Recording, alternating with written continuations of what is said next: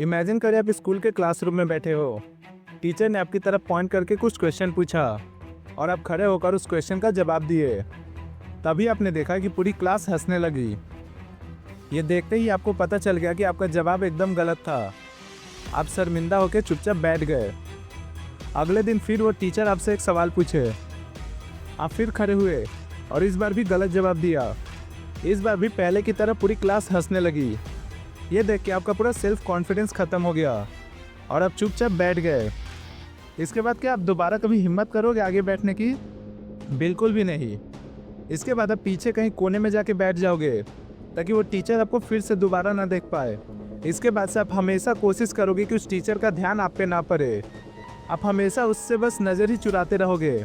इसलिए नहीं कि वो टीचर हमेशा आपसे हार्ड क्वेश्चन ही पूछता है, बल्कि इसलिए कि आप मान चुके हो वो टीचर सवाल कुछ भी पूछे, आप हमेशा इस क्वेश्चन का गलत ही आंसर दोगे, चाहे वो क्वेश्चन हार्ड था या इजी था, क्योंकि आप एक बहुत ही कमज़ोर स्टूडेंट हो। इसे साइकोलॉजी में लर्न हेल्पलेसनेस कहते हैं, यानी अपने आप को असहाय महसूस करना कि आप किसी काम के नहीं हो, आप कुछ भी आंसर सही से नहीं दे सकते। क्लास में 2-4 क्वेश्चन का गलत जवाब देते ही अगली बार आप हाथ उठाने से ही डरते हो। आपका दिमाग कहीं ना कहीं ये मान लेता है कि हाथ उठाने का कोई फ़ायदा होगा ही नहीं, मेरा जवाब तो हमेशा गलत ही होता है। हालांकि इस बार शायद आपका जवाब सही था, पर अगर आप जवाब देते तो, पर डर के कारण आपने हाथ ही नहीं उठाया। आपने कोशिश ही करना छोड़ दिया और ये मान चुके हो कि आंसर तो सिर्फ टॉपर बच्चे ही देते हैं। इसी फीलिंग को लर्न हेल्पलेसनेस कहते हैं, यानी आपका दिमाग ये मान लेता है कि कोशिश भी करना बेकार है, क्योंकि मैं हमेशा गलत ही होने वाला हूँ, अंजाम हमेशा क्लियर है कि मैं फेल ही होने वाला हूँ, तो इससे अच्छा मैं कोशिश ही ना करूँ। जिससे होता ही है कि जब कभी भी आपके पास कोई बड़ा अपॉर्चुनिटी आता है तो उसी सेम डर के चलते आप उस अपॉर्चुनिटी का फ़ायदा नहीं उठा पाते, आप उस अपॉर्चुनिटी को लेने के लिए कोशिश भी नहीं करते। अगर आपको लगता है कि ये बहुत ही छोटी सी बात है और इसका आपके जीवन पर कोई बड़ा इफेक्ट नहीं पड़ता, तो मैं आपको एक कहानी सुनाता हूँ, ध्यान से सुनना। एक बार एक इंसान एक एलिफेंट कैंप घूमने जाता है। वहाँ वो देखता है एक 7 से 8 मीटर लंबा हाथी एक छोटी सी रस्सी से बांधा हुआ है, जिसे वो जब चाहे तब वो तोड़ के वहाँ से भाग सकता है, पर फिर भी वो ऐसा नहीं करता। ये देख के उस इंसान को बहुत आश्चर्य हुआ, आखिर ऐसा कैसे हो सकता है? एक 8 मीटर लंबा हाथी बस एक छोटी सी रस्सी से बंधा हुआ है और वो इसे तोड़ के भाग भी नहीं रहा। यही सब सोचते सोचते वो इंसान उस हाथी के ट्रेनर के पास जाता है और उससे पूछता है कि ये हाथी तो इतना बड़ा है और वो आसानी से इस रस्सी को तोड़ के भाग भी सकता है, या फिर किसी दिन ये रस्सी तोड़ के आपको मार भी सकता है, आपको डर नहीं लगता? तभी वो ट्रेनर कहता है कि जब ये हाथी बहुत छोटा था, जब ये उतना भी ताकतवर नहीं था, तब से मैं इसे इसी रस्सी में बांध रहा हूँ। बचपन में इसने बहुत कोशिश की इस रस्सी को तोड़ने का, पर उस समय वो उतना ताकतवर नहीं था तो उस रस्सी को नहीं तोड़ पाया। और वही सेम चीज़ वो अभी तक मानता है कि ये रस्सी बहुत मजबूत है और मैं इसे कभी नहीं तोड़ पाऊंगा, हालांकि वो एक झटके में इसे तोड़ सकता है। आपको नहीं लगता ये सेम चीज़ हमारे साथ भी होता है? हम अपने पुराने एक्सपीरियंस के चलते, पुराने बिलीव्स के चलते, कई बार ये जानते हुए भी कि हमारी स्थिति अच्छी नहीं है और हमें इसे बदलना चाहिए, हम उसे बदलने की कोशिश भी नहीं करते।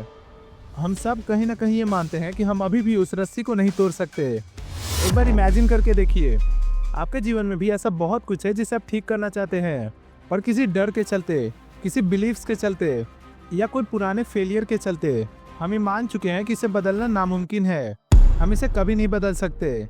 लर्न हेल्पलेसनेस को पहली बार एक स्टडी के दौरान स्टीवन मेयर और मार्टिन सेलिगमैन ने डिस्कवर किया था।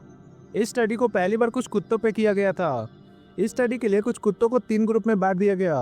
पहले ग्रुप के कुत्तों को ऐसे एक बॉक्स में कुछ देर के लिए रखा गया और कुछ देर बाद उन्हें छोड़ दिया गया। दूसरे ग्रुप के कुत्तों को भी उसी बॉक्स में रखा गया, पर इस बार इस बॉक्स में इलेक्ट्रिक शॉक दिया गया, जिससे बचने के लिए उन्हें अपने नाक से ये बटन दबाना था। तीसरे ग्रुप के कुत्ते को भी सेम उसी बॉक्स में रखा गया, जिसमें अभी भी करंट था, पर इस बार ये शॉक रोकने वाला वो बटन नहीं था। उनके पास कोई रास्ता नहीं था वो इलेक्ट्रिक शॉक रोकने का।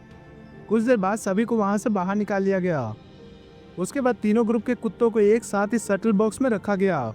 इस बॉक्स में ये 2 साइड है और एक छोटा सा बैरिकेड है। ये वाला जो साइड है इसमें उन्हें इलेक्ट्रिक शॉक लगेगा, पर इस वाले साइड में कोई इलेक्ट्रिक शॉक नहीं है। इस बार जैसे इलेक्ट्रिक शॉक देना स्टार्ट किया गया, पहले ग्रुप और दूसरे ग्रुप के जितने भी कुत्ते थे वो इस बैरिकेड को कूद के बॉक्स के इस साइड आ गए जहाँ पे इलेक्ट्रिक शॉक नहीं था, और जो तीसरे ग्रुप के डॉग्स थे उन्होंने कोशिश भी नहीं किया उस इलेक्ट्रिक शॉक से बचने का। वो वहीं बैठे रहे। शायद वो ये मान चुके थे कि इस इलेक्ट्रिक शॉक से बचने का कोई दूसरा रास्ता नहीं है, हमें बस किसी तरह इसे कुछ देर के लिए सहना ही होगा। हालांकि पहले वाले सिचुएशन में कोई रास्ता नहीं था, पर इस बार तो रास्ता होते हुए भी इन लोगों ने कोशिश नहीं किया। इसी चीज़ को लर्न हेल्पलेसनेस कहते हैं। और देखा जाए तो हमारा दिमाग ऐसा ही है। हजारों सालों से हमारा दिमाग पेन को अवॉइड करता आ रहा है। इसीलिए जब हम किसी चीज़ में एक बार फेल हो जाते हैं तो दोबारा उस चीज़ को स्टार्ट करना बहुत मुश्किल हो जाता है, और कई बार तो हम उसे शुरू ही नहीं कर पाते। अगर हम चाहें तो इस लर्न हेल्पलेसनेस को आराम से फिक्स कर सकते हैं, पर मैं आपको इसका सलूशन नहीं बताने वाला, और मैं आपको रिक्वेस्ट करूंगा कि आप इस लर्न हेल्पलेसनेस का सलूशन खुद से ही खोजें। आइए इस एक लास्ट स्टडी से इस प्रॉब्लम का सलूशन खोजते हैं, जिसे अगर आप ध्यान से देखें तो आप आसानी से इसका सलूशन निकाल पाओगे। I was able to induce something called learned helplessness in the left side of the room very easily within about 5 minutes. ये टीचर अपने क्लास के बच्चों को कुछ एनाग्राम के क्वेश्चन सॉल्व करने के लिए देती है। And this isn't meant to be hard. These are anagrams. Anagram मतलब कुछ रैंडम कैरेक्टर्स को यूज करके कुछ एक meaningful word banana.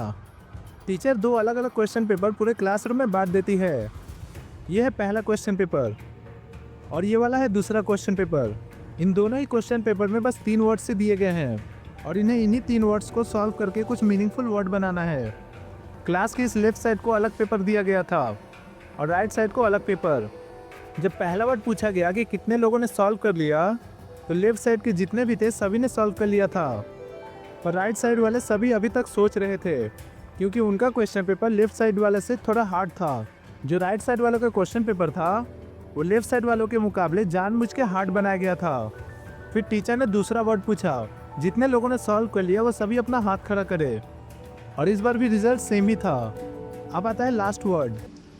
We're going to go ahead and do number 3. For number 3, rearrange the letters, and as soon as you do, go ahead and put your hand up.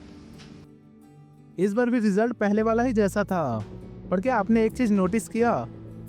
Last question दोनों में ही same था, इसके बावजूद भी result पहले वाला जैसा ही था।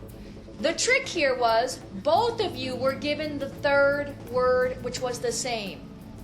The third word was Cinerama, which was American. पर आखिर ऐसा क्यों हुआ? अब आप शायद इस कॉन्सेप्ट को पूरा अच्छा तरह से समझ गए होंगे। ऐसा इसलिए हुआ क्योंकि क्वेश्चन भले ही दोनों का सेम था, पर राइट साइड वालों के लिए पहले 2 क्वेश्चन बहुत हार्ड थे, जिन्हें वो सॉल्व नहीं कर पाए थे। Your first 2 words on this side of my classroom were not solvable. They were impossible tasks. I'm sorry. जिससे उनका कॉन्फिडेंस खत्म हो चुका था, पर वही 2 सवाल सॉल्व करने के बाद इन लोगों का कॉन्फिडेंस और मोटिवेशन दोनों बढ़ चुका था, जिसके चलते तीसरा सॉल्व करना इनके लिए कोई बड़ी बात नहीं थी। तो यही है लर्न हेल्पलेसनेस का सलूशन। हर रोज कुछ छोटे छोटे गोल्स बनाओ और उन्हें पूरा करते रहो। कुछ भी एक डिसाइड करो, छोटा हो या बड़ा फर्क नहीं पड़ता, और उसे किसी भी हाल में कंप्लीट करो। इससे आपका कॉन्फिडेंस और खुद पे सेल्फ बिलीव बहुत बढ़ जाएगा, और अगर आप कभी फेल भी होते हो तो उससे निकलना आपके लिए बहुत आसान हो जाएगा, और किसी भी सिचुएशन में बाउंस बैक करना आपके लिए बहुत ईजी हो जाएगा। आप कभी भी एक चीज़ पे अटके नहीं रहोगे।